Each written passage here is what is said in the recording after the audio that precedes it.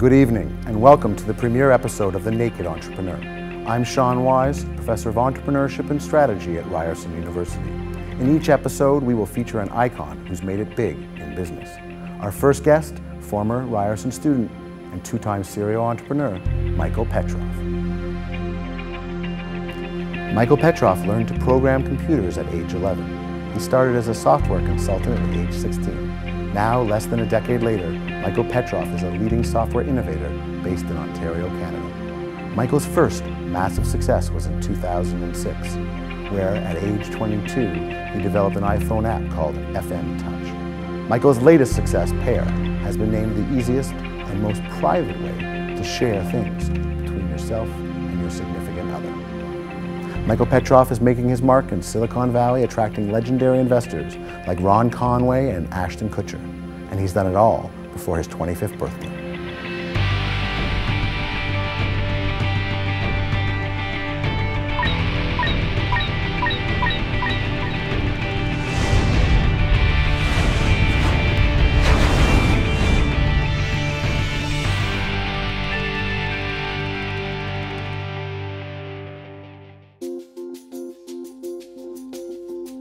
My name is Lindsay Goodchild. I'm the CEO and co-founder of Green Gauge. Jonathan Trump, founder and creative director of Tokyo Mouse Inc. Mark Coleman, the co-founder and president of WebRocker. No matter what the idea, be it product or service, profit or nonprofit, Ryerson provides education, resources, and funding to help start and expand your businesses. Relationships with other entrepreneurs can be a huge factor in your success. You may see that rock, and is it a diamond or not?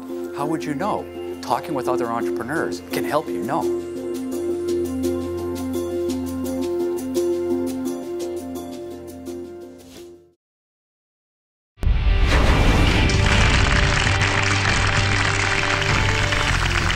Welcome back. I'm joined tonight by Michael Petrov.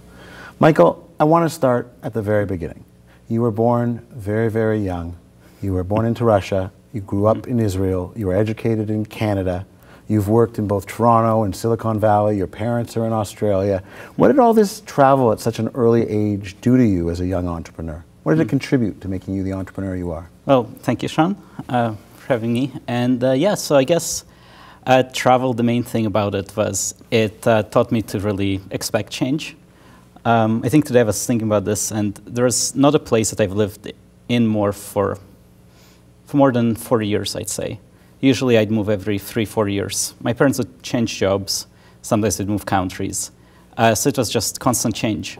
And it was good. It was nice. You learn to make friends quickly, but also it's the downside. Sometimes you don't make as close of connections. But change is just part of life. Absolutely. Now, as a young entrepreneur, in fact, at age 11, you began computer programming. Yeah. Is the reason you chose such a solitary activity for your part-time job because you were moving around so you could take it with you, or was there something else driving that early decision? No, not at all. Early on, I always liked computers, video games. Overall, technology interested me, and my father thought I should actually be doing something better than just playing games. So he decided to teach me very basics of computer programming, and I took it up. It was interesting. It was fun to do. It was something that allowed me to just create things out of nothing. Now, creating something out of nothing is a theme that we're going to come back to throughout, but yeah. I want to talk to you about your father and your mother. What do you think they taught you that led to you being an entrepreneur? I'd say the main thing is going back to just change, patience, and they allowed me to make my own mistakes throughout. That was always a theme. No matter how young I was, they would always allow me to explore, do my own things. There's almost never a case where I got a no. If I could justify what I wanted to do, it was all right with them. They wanted me to make my own mistakes, to learn.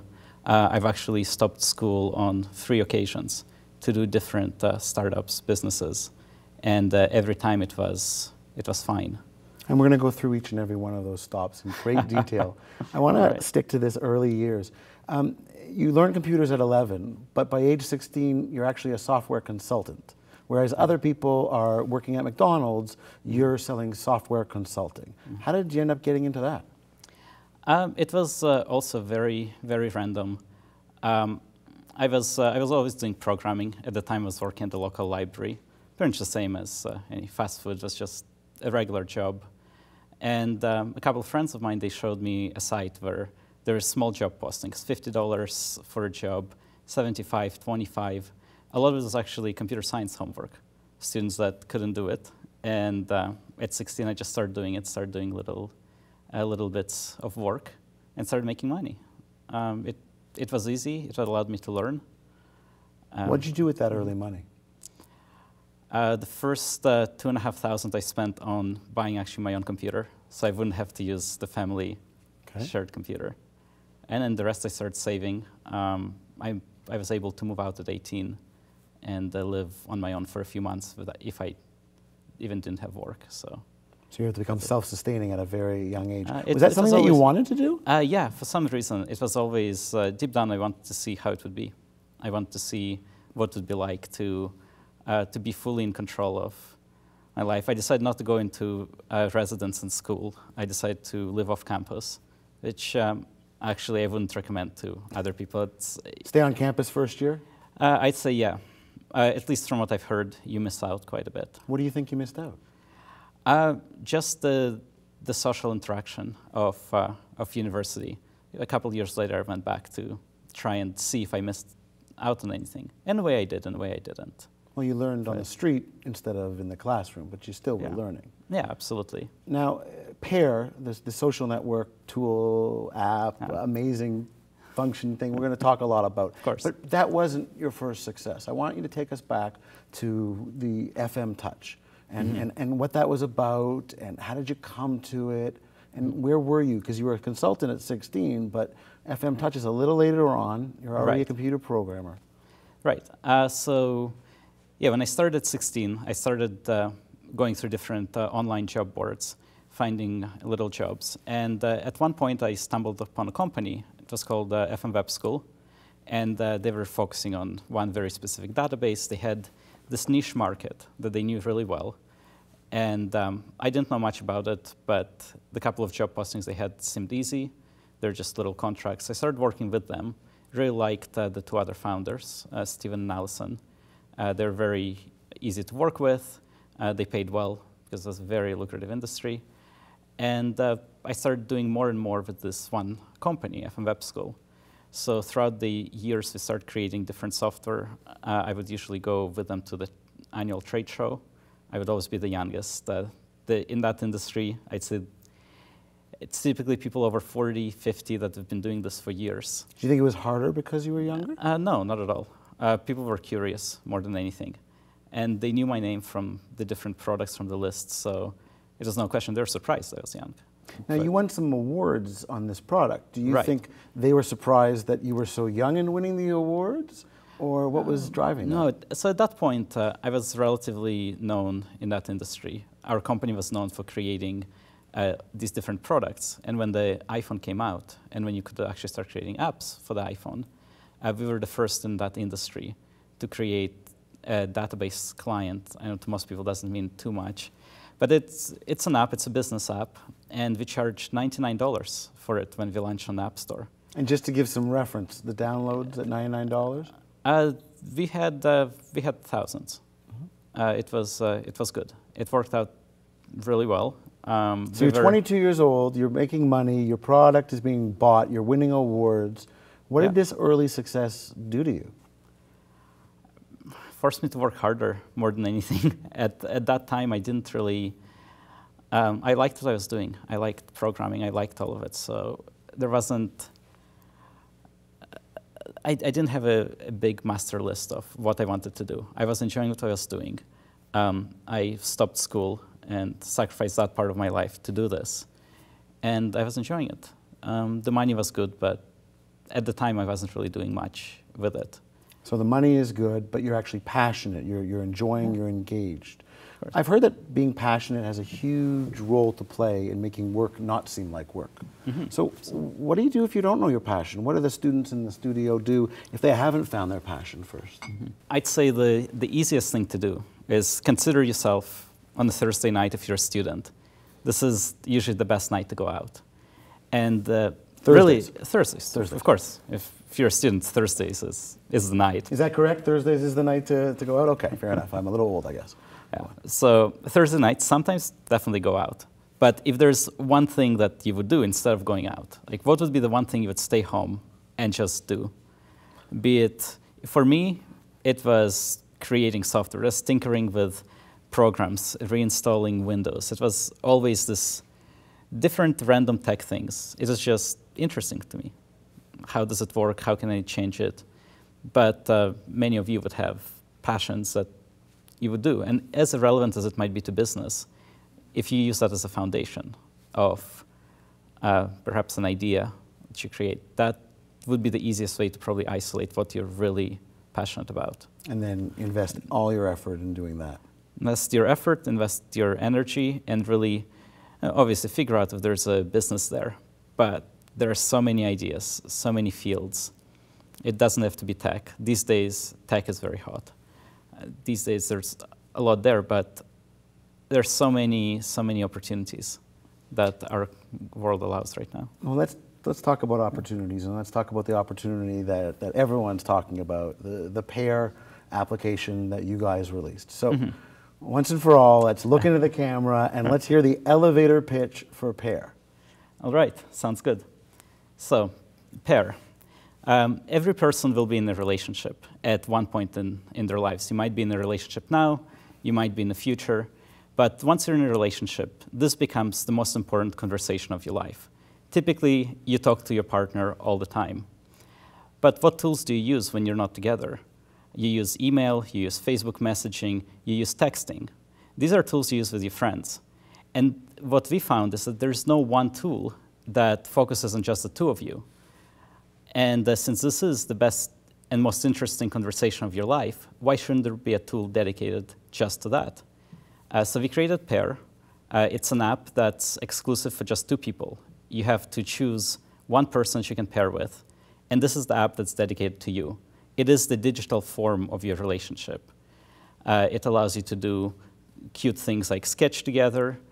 We allow this thing called the thumb kiss, where we found a way to make it feel like you're touching at a distance. It's a way to really organize your whole relationship in one spot. And now, what does this mean for business? Once you have the couple, and once they're using this app, this is their relationship. This is who they're going to be spending money on. So whenever anniversaries come up, birthdays come up, you know that this is the birthday or the anniversary of the most important person in your life. As the app, we want to be there for the couple to help them with purchasing decisions, with gifts. You already spend so much money on your partner, so why don't you spend some with us? So that's Pair. We want to be the app that you use when you're in a relationship. Once you decide you're going steady, this is it. Great. Now, I want to get into the success that you've had and talk metrics and things like that, but let's take a step back. Tell me about the creation of Pair. You and your friends are sitting around and you're deciding what we're going to build, and long-term relationships come up. How does that happen? What happened before Pair was Pair? Right, so before Pair was Pair, about just over a year ago, I met up with a couple of really good friends. They all attended University of Waterloo at one point, and I started at Waterloo 6 years ago. So I met a couple of very talented developers, a couple of really good business development guys, and it was a good team. We were building a completely different product. We were controlling engineering software from the iPad. So we're just controlling 3D space with multi-touch. Very futuristic, Minority Report kind of thing. It was fun. The market wasn't quite there. So we were... Say, hold on. Yeah. It's a very easy statement to say. The market wasn't there. What does that mean? Right.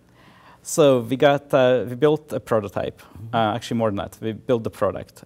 We kept releasing revisions to it. We built an iPad app. We even built an iPhone app. We were building it over 3-4 months. And we got to the App Store. We still sell it, actually, for just $5. And we had sales. We had a couple couple hundred sales, maybe even a couple thousand. So what makes you decide that that's not the path to go on after you finish the product? When you finish the product, you're selling it, and then you decide there's a better product? Well, the feedback was great. Everybody was telling us, this is awesome. Like, I've worked with architecture software all day. I've worked with CAD software. It's awesome. And then you ask them, will you spend more? You know, we're thinking of a premium version. Will you spend $50 on this instead of $5? Will you spend $150? And at that point, people say, you know, it's more like a toy. It's not quite it. So through customer development, you found that the market was small, or the amount of revenue you could make from that market was small? Given the right tool, you could make a lot of revenue. Okay. The software in that market was sold for $5,000, $10,000, $15,000. So then why the massive pivot? You have a great product, it's in the market, it's selling, and yet 90 days later, you're making a social networking completely tool. What drives the pivot is my question. It's obviously the right choice. We'll talk about how successful it's been. But I want to understand, you're already making money, customers are telling you it's valuable, it's in the App Store, you made it, you're selling it, and then you go in a totally different direction. So the main thing that truly drove that was a program we got into, which was Y Combinator. It's an Paul Graham's incubator down in Silicon Valley. Yep, exactly. So Y Combinator, it's a very prestigious incubator. We got in while we applied the second time. So actually, first time we did not get in. A year later, we applied. They select a handful of companies, about 50, 60 out of 3,000 applications. Okay. So second time around, we built this thing. We were selling. We proved that we could execute on an idea. And we got accepted into this program. That gives you a lot of exposure. You get 90 days to work on something, and then you get a lot of exposure. So you're in school, you're in the most interesting classes of your life, you Absolutely. Get an offer to go down to Silicon Valley, you make the pitch, and you get accepted. So now you got to go home, quit school. Again, pack up the bus, get everybody on the bus, drive it down to Silicon Valley. And is that when they told you, we love you, but not this idea? Or did they tell you that before they told you to come on down? It was probably during. It's not that they told us they didn't like the idea. They actually did. They liked the technology. They got us some contacts at some big architecture firms like Autodesk, some big software makers. We could have pushed with this product. But we knew that given the program's scale, if we tried something more ambitious, it was really that point where we knew that in this program we could try something more ambitious. So you came into the program having proven you could execute. Now you're in the program, you have all these amazing resources, and you're thinking, our idea is too small? We're thinking that the exposure we'll get for this specific idea, it will be valuable, but it will be small, and also it will not be the right audience. The Y Combinator allows you to build a product and really launch it to the world, and have at least the whole tech world watching you. So if you build a consumer app that helps anyone who's watching it, helps the average consumer, if you launch it through Y Combinator, if you build it through that, you will get an amazing amount of exposure. And I don't want to use the word wasting that exposure on a smaller idea, but it's really not the best way to utilize that kind of publicity. So you get the keys to the kingdom, you got to make sure that you use them fully. Yeah. Okay, so let's skip forward. 90 days go by, you build Pair, you get ready to launch it on demo day. As most people know, these incubators for a period of time, they keep you in the house, they mentor you, you grow the product, and then once a semester or twice a year, they get together and they have demo day. So as you're approaching demo day, what are you thinking? So as we were approaching demo day, we pivoted from this idea in early January. Just put context in place. Early January to late March of this year, 2012. That's when the program ran. Demo day is, I think, March 28th. So as of January 1st, you were still doing the 3D architecture. We were still doing. As of March 31st, Pair is alive and well. Exactly. So when's the pivot? About end of January. Did you all come to you had multiple founders, correct? Yeah, there are 5 of us. There's 5 founders. Yeah. 5 people coming to the same idea at the same time seems unlikely.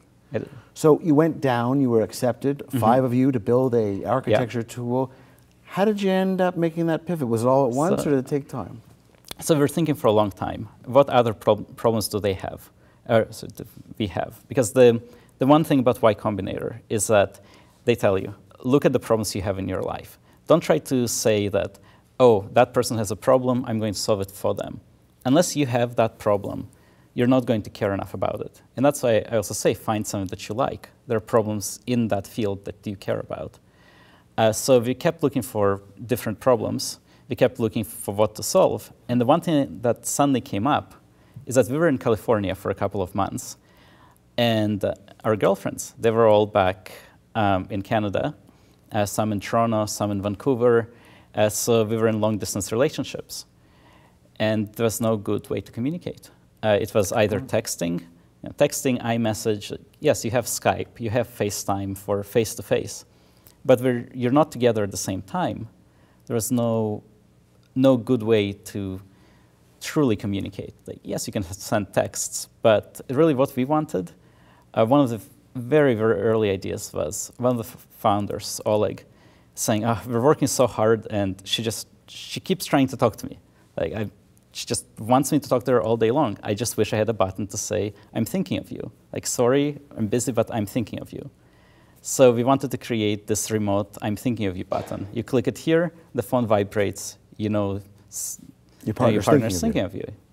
And then it grew into this whole messaging platform, exchanging sketches, exchanging photos, videos. Was customer development involved? Was it just the 5 of you trying to solve your own problem? Did you go and ask people if they had similar problems?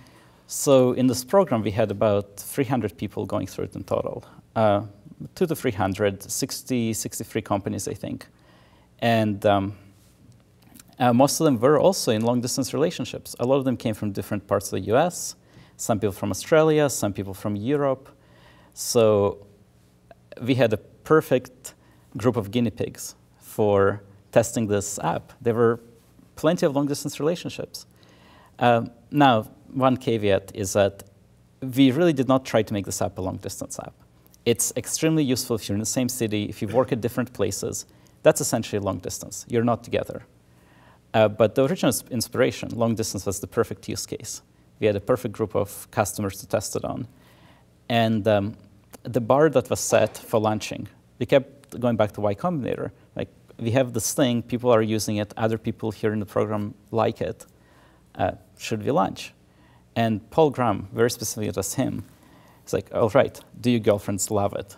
If you were to take it away from them today, would they complain? And he's going to like just turn off the servers, make the app crash, and see if they complain. So wait a second. So everything's going well. Your girlfriends are using the app. Everyone's happy. And your investor, your mentor, your guide says, you know what we should do? We should throw a wrench at the server, pull out the plug, and see who complains. Yeah. And did you? We did not. We did not go that far. It was tempting. As demo day approached, as we knew that... so what did you do instead? Like, I mean, what you're trying to do is get the minimum viable product. Exactly. What's the least I can release and still have anyone care? You're trying to prove that people care. We had some stats. We had one couple. The girl was in Japan, and the guy was going through the program. I mean, we don't see the messages. We can't see any of that, but we can see the aggregate stats. We can see that there are messages going through the system. And we saw there are a couple of couples, and this is one couple in particular. They're using it all day long, day, night. We're seeing the number of sketches that's being sent through the system going through the roof. We're seeing texting. We see that couples are using it. So we kept going back, asking the girlfriends, asking the group, you know, is this getting better? Is this good? And we end up getting pretty positive responses, and we decided to launch for demo day. We had pretty good proof that this would be good, that it could work. People were using it. They were giving you positive feedback. They didn't want to turn it off. So we launched just a week before demo day. Up to that point, it took a long time to build everything, get it ready. We launched a week before, and we managed to get featured in Mashable. And so Mashable, this huge, red, multi-million readership base tech report. It's a very big tech social blog based in New York. Very high percentage of female readers as well. Oh, that's good. They talk a lot about social. They talk a lot about. They're very very good site. And for us, it was a perfect place to launch this. So we talked to one of the reporters, actually Oleg, our CEO, he paired with her, showed her the features, and she said, awesome, like, I'd love to do a story. And the story went live the same day. We also got an article in TechCrunch, also went out same day. And we had this sudden media exposure. And the feedback was positive. People were saying, this is awesome. Finally, an app that cares about my relationship. So we saw usage just go through the roof. We didn't expect it at first. We just wanted to launch. Our goal was really to get 1,000 people using it. Now, 500 your goal to 1,000. was to get 500 to 1,000, but in the first 3 days, you get 50,000. We get 50,000 users, and they sent 1 million messages in 3 days. So within 72 hours of going live, you're a massive hit. How did that feel? Overwhelming. At that point, there are bigger problems. The servers were starting to crumble a little bit. We still had to figure out exactly our pitch for demo day. It was a bit surreal, but there were almost bigger problems. We had to keep things going. These numbers catch the attention of people from coast to coast. And your phone starts to ring, and some of those people want to give you money. Yep. Now, they want to give you money before you even asked for money, which is kind of an interesting place to be. Tell me what happens. All right, so demo day is coming up. It's a few days ahead, and we actually had our first investor reach out to us. It was Dave Morin of Path, who for some time we thought could have been a competitor in a way. He's also doing a smaller social network. He focuses on families. He restricts his site to 150 people. So it's like Facebook smaller. Path, it's a great app, well-designed, beautiful app. In part, we had the notoriety of Y Combinator. So we were already notable in some respect, but with this app really trending on all these tech sites, he reached out and he said, I'd love to be a part of it. It's an idea that he considered before he went with a bigger social network. And the way he explained it, he said, Facebook is building cities, and Path, we're building houses, we're building the families. And Pair, you guys, you're building the bedroom. See, that's very interesting that you should say that, because when I think about unique selling propositions or the real value add, what no one's saying about Pair is, if people had used Pair, they might still be senators, they might still be in the House of Representatives. Instead of texting pictures of themselves to strangers, they would just be doing it monogamously. Sure. So is it true that is your unique selling proposition, that people want to communicate, no holds barred, but they want to make sure they're the only people who can read it? And the security aspect is key. Absolutely. So first of all, we don't specifically focus on any specific kind of content. And as far as the app goes, this is your private content. It is your timeline. We secure the communication between the app and our servers, between the servers and your partner. So only you and your partner can see what it says. Everything is secured. It's you and your partner. One big advantage of it is that this is the button to your partner. So you will not accidentally go into your text messaging app and still be in a different conversation and just type that message. Knowing that this is one button, you will not accidentally send it to someone else. That being said, we don't see the content. We can't comment on the type of content in the app. Couples use it differently. Okay. So going on this whole promise that people who know greatness like to invest in greatness, people who've already been there, done that, you attracted some very significant investors, some of whom are the archangels of the technology world. How did you feel when they came calling? Honestly, it felt amazing. It felt...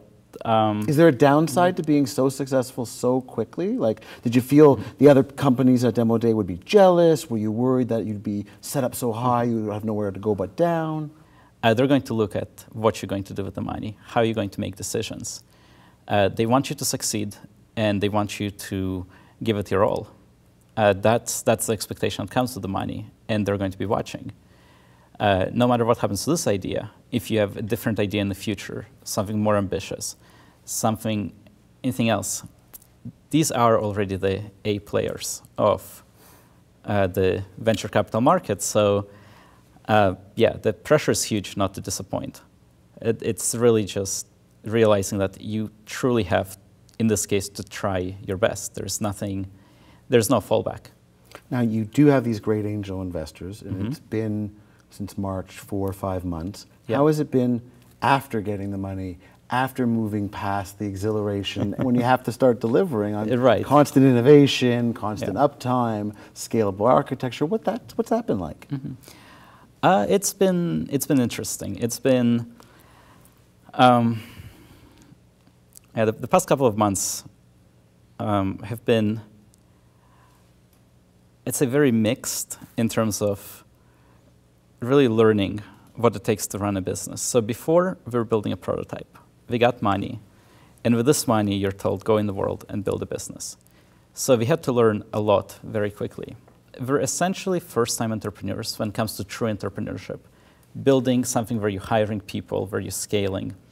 The previous things I was involved with, like FM Touch, it was a small core team. We built a product, we sold it, but we didn't try to really get more developers on board. We didn't try to scale the team and hire employees.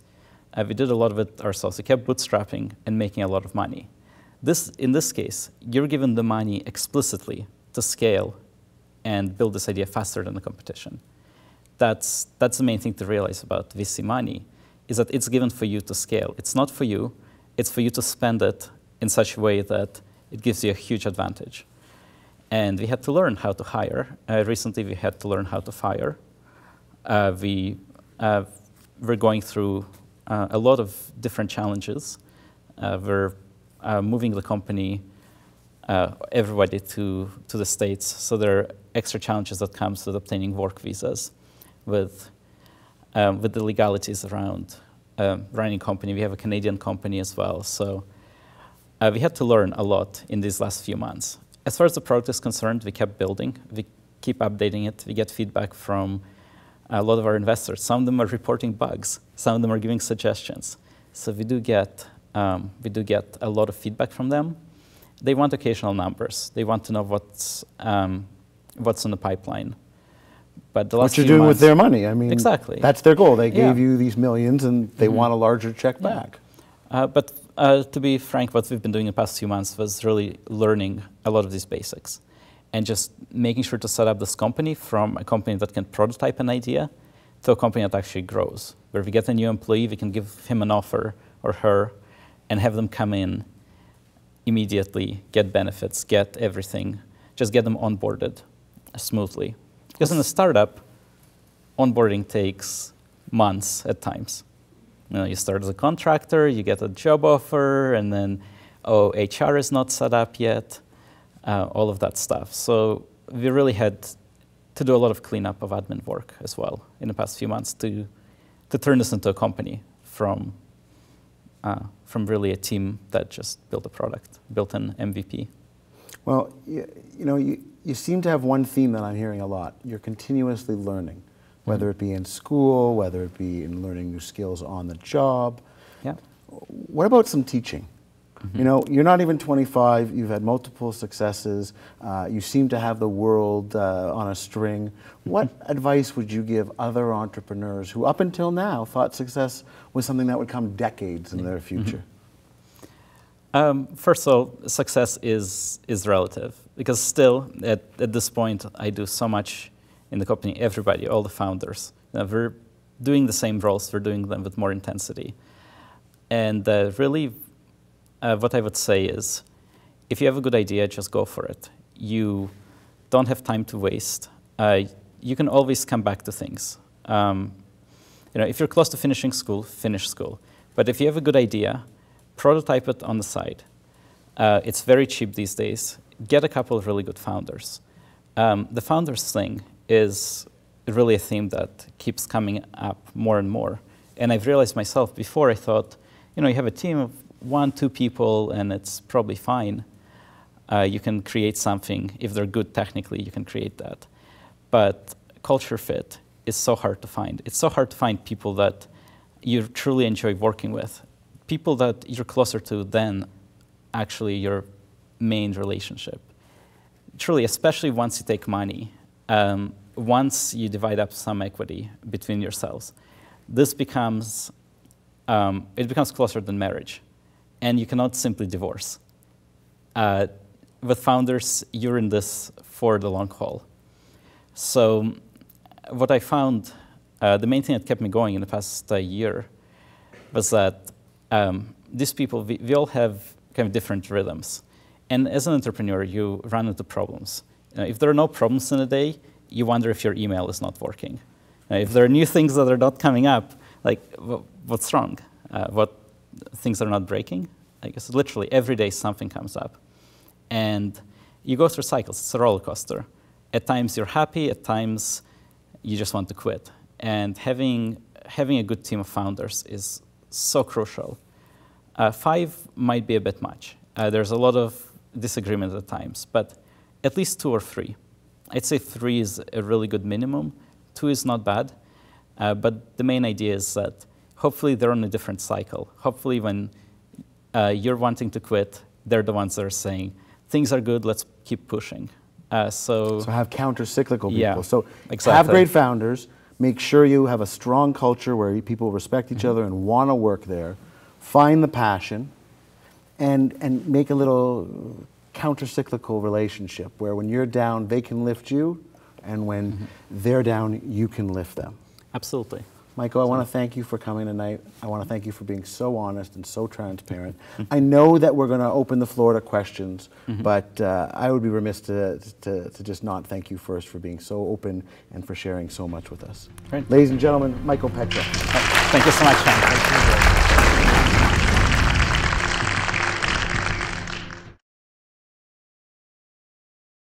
Some ideas are hot, some ideas are not. This is a hot idea. Twitter, using 148 characters to instantly digitally connect with anyone in the real world. This is not.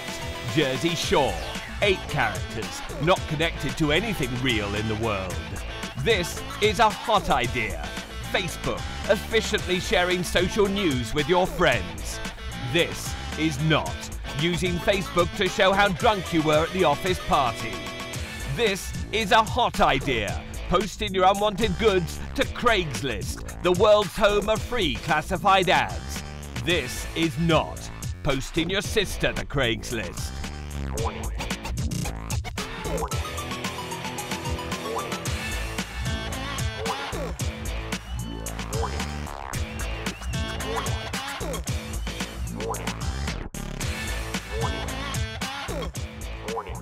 Friends don't let friends pursue bad ideas. Find out if your idea is hot or not.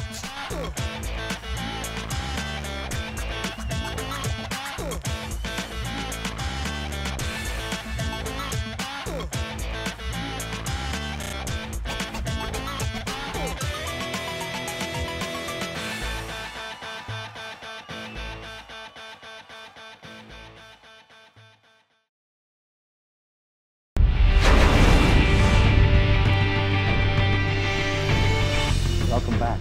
And now questions from our student audience. Hi, Michael. I got a pretty straightforward question for you. Right. So I noticed on the App Store that Pair is a free app. So how do you plan on making money for it? And if it is a premium version that you want to do, what features are you planning to charge for? And at the same time, why did you choose to make it a free app in the first place and not worth $1 or $2? That's a great question that actually everybody asks, well, all the investors, sometimes the customers. We're even sometimes told by people that, hey, I'd love to contribute, like charge me. I love this app. I don't want it to go away. But we made the decision to make it free to really prove that this concept works. It's a very common business model right now. You make it free. Facebook is free. Twitter is free.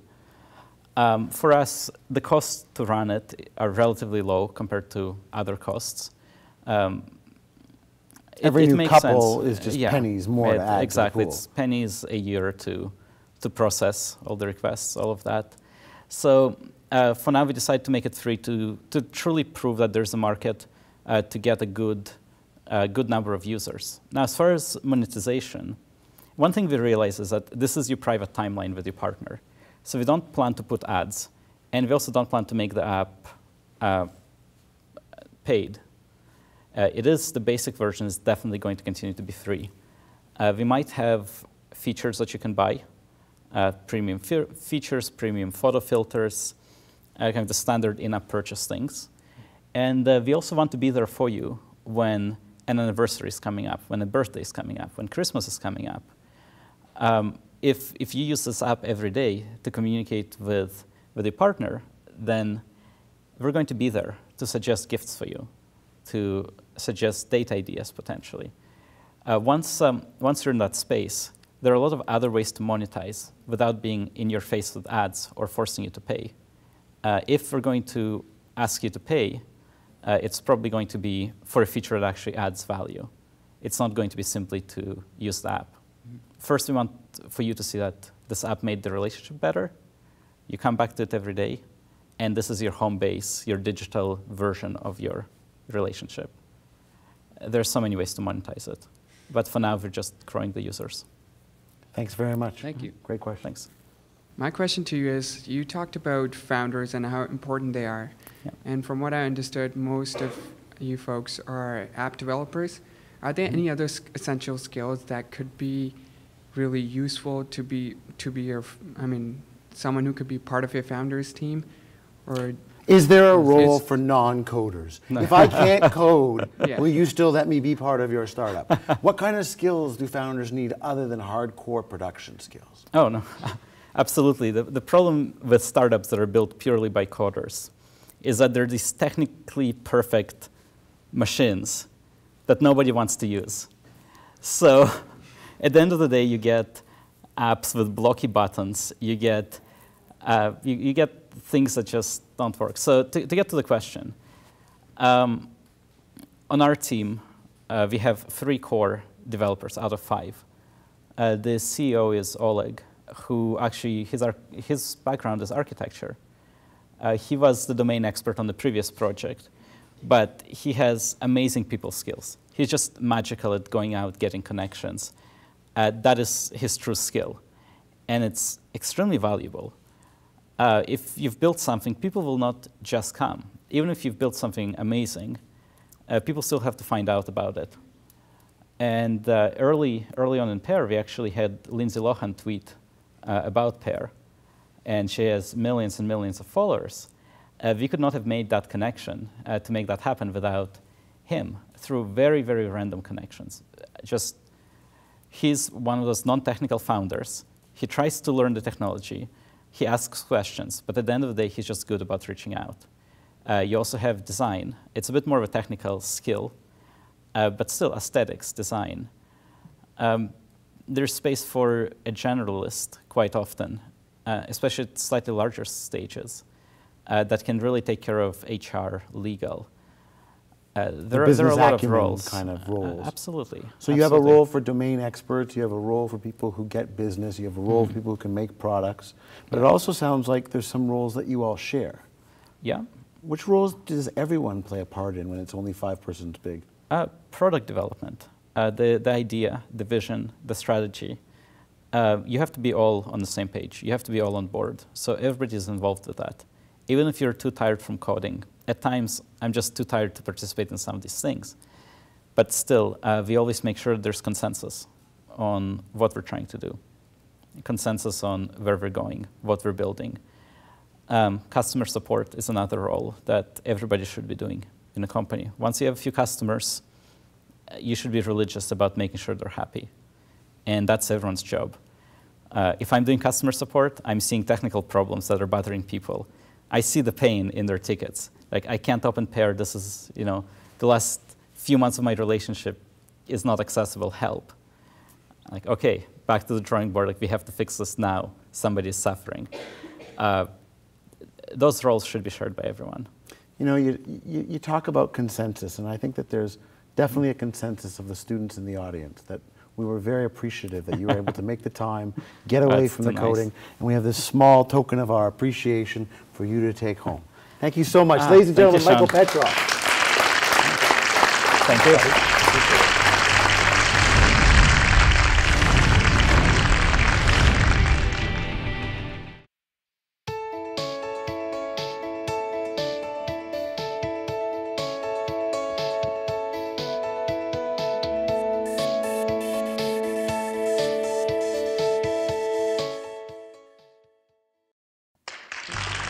Tonight our guest was Michael Petrov, two-time serial entrepreneur, heading down to make it big in Silicon Valley. Michael is co-founder of Pair, the social network for couples. And tonight he talked about everything from the adversity quotient to the need for business acumen. For all of Ryerson University, I'm Sean Wise. Thanks very much.